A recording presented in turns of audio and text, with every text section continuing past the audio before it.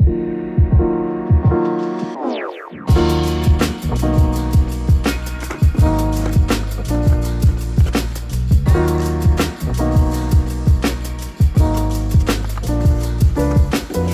it's finally here, the one and only. The first Hot Wheels Ferrari model that we can compare directly with the old version, the Ferrari LaFerrari of the EuroSpeed series, together with other great models out of a fabulous set. After all, we've already had one or two Ferrari models released by Hot Wheels this year, the 499P, for example, or the SF90, F40, and the 365 GTB4. Basically, these are all new models that can be compared more or less easily. But the LaFerrari is a different story.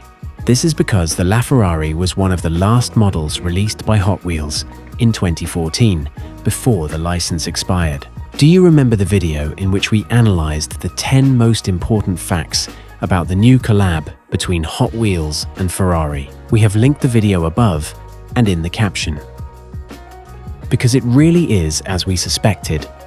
The model counts as a new casting in its own right. On the internet, the old LaFerrari is listed as a 2014. This one is simply called LaFerrari. It's easy to see that both models have a different designer, Phil Reelman, who has been designing models at Hot Wheels since 1993, was responsible for the 2014 LaFerrari. Among other things, he designed the new Beetle, Lamborghini Murcielago, Isuzu Via-Cross, Saleen S7, Plymouth Superbird, Lamborghini Miura from Hot Wheels ID, Ford Capri, but also the Porsche 911 GT2 Evo. But the brand new LaFerrari is done by Ronald Wong, whose models we have been able to buy since 2017. He designed the Pagani Utopia, for example, Toyota Supra MK3, Red Line Club Pagani Huayra R, McLaren F1, the Koenigsegg CC-XR, but also the Ferrari 499P. With Phil Reelman, an old-school designer meets Ronald Wong, who brings a fantastic breath of fresh air to the models, and that's where the differences shows up best. For comparison purposes, we won't tear open this old packaging, as that would be a bit of a shame. Instead, we can take this Mainliner here, which we used for this custom card. What immediately strikes us is that our assumption has been confirmed. Hot Wheels has now given this model the same size wheels at the front and rear. Because regardless of whether it's a track tool or not, the old model just doesn't look good anymore. The more you look at it, the worse it gets. The different wheel sizes were a common design principle in that time. The proportions of the new model are more than just an improvement. The whole car looks sleeker and sportier. Of course, we mustn't forget that a premium model generally has more details than a mainliner. The only features both models have in common are painted headlights and Ferrari emblems on the front and sides.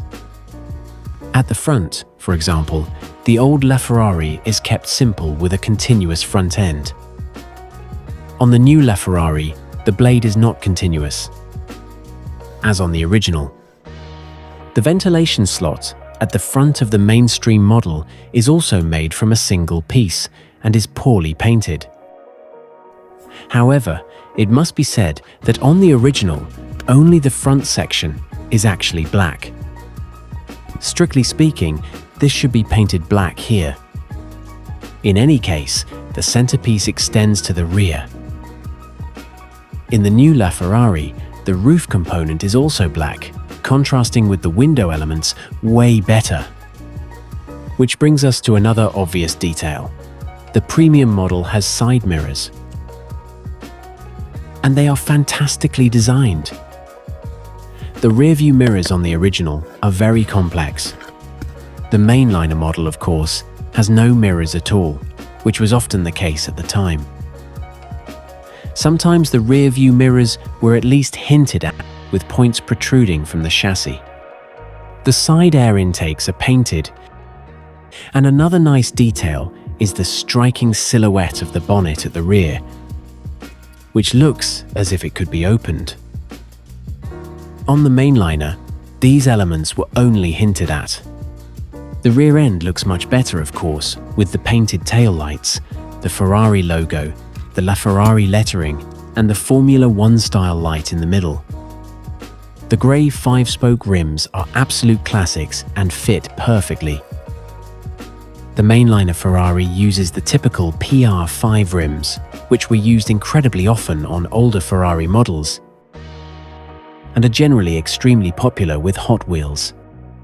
The underbody also varies between the two. The premium model naturally comes with a metal underbody, while the Mainliner has a plastic one. Incidentally, you can see the heart of both models quite clearly. The 6.3-litre V12 engine with hybrid support, which delivers a total of 950 HP to the road. What do you think of the reinterpretation of the LaFerrari, and which other models are you particularly looking forward to? In any case, we can hardly wait to get our hands on the 250 GTO and the F50 and compare them with the old castings.